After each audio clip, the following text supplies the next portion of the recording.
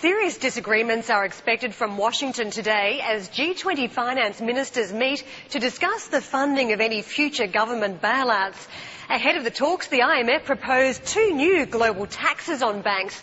And although the UK and other countries have welcomed the idea, Canada is firmly opposed. Critics of the plan claim that to get around the levy, banks will simply shift their borrowing and lending activity into other units such as hedge funds, and that would increase systematic risk. Let's get back to Jim Rogers, chairman at Rogers Holdings, also with us today. Kirby Daly, senior strategist at the New Edge Group. Jim, we've been talking about this already this morning, financial reform, what it looks like. A tax on banks, on institutions. Canada is already dissenting at the blocks. Is this ever going to fly? Something's going to fly. There's no doubt about it, because the public, inflamed by politicians or journalists or whoever, is after the financial district. So yeah, something's going. It's like the 30s again, Karen. I mean, everybody's down on the financial. We're in a period now where there's a big shift. You know, for the past 30 years, the financial area has been the center of power and influence. Now we're in a shift away from the financial district. It's going to go to the producers of real goods. Finance is not going to be a great place to be, because it's going to be under all sorts of attack, both fundamental attack, political attack, emotional attack. So you should become a farmer. I think you've told us this strategy before, Jim, and it certainly seems to have a ring of truth when you look at all this intervention that's happening when it comes to institutions. Kirby, I was talking to some of the investors down this way today about the issue of a bank tax. Many haven't even begun to consider it. Is it something that, investors are going to have to take on board? Yeah, absolutely. I mean, it's going to be politically palatable, as Jim was alluding to as well, to try to get some of the money back. We're already making a big deal out of profits, with creative accounting, how we're making profits on different parts of the bailout. Certainly a tax is going to be a great way for politicians to say we're getting our pound of flesh out of the banks. But what I was trying to allude to before, I've used that word 3 times, I apologize, is this.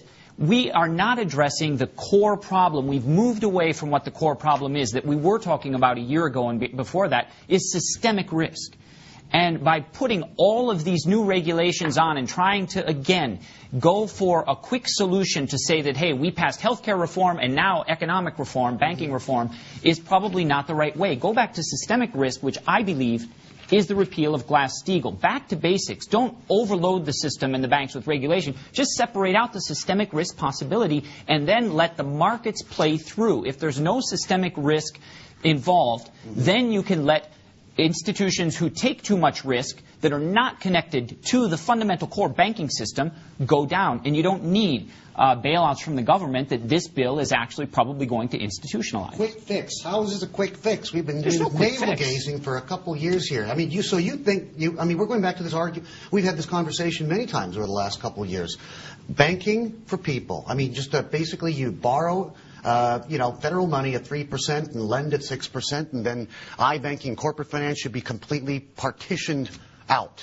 Well, don't cross the lines? Is that what you want to go back to? Before we repealed Glass-Steagall, we certainly didn't have anything on the scale that we had now. So it has to be looked at again. But the problem is the debate isn't there at that basic level. The debate is now about all kinds of other regulations and a way for it, politicians to say that they are getting, again, their pound of flesh back from Wall Street. And that is not going to be... It's not going to be good for Wall Street, but it's also not going to address the issue of systemic risk, which is what we need to stave off the next one, because the Fed and central banks around the world are certainly setting us up for the next one. Kirby, the systemic risk in the system right now is in the sovereign debt. That's where the systemic risk is. When the UK or Spain or the US goes bankrupt, that's where the risk is. Sitting around here saying, oh, these bankers are causing all our problems. No. Greece is bigger than nearly all the banks in the world. Spain, Portugal, the United States. That. Exactly. Well, that's where the risk is. We should be worrying about that instead of trying to focus attention on a bunch of bankers. Thank you. Who should have gone bankrupt, and next time let them go bankrupt. In the meantime, somebody better worry about the government spending.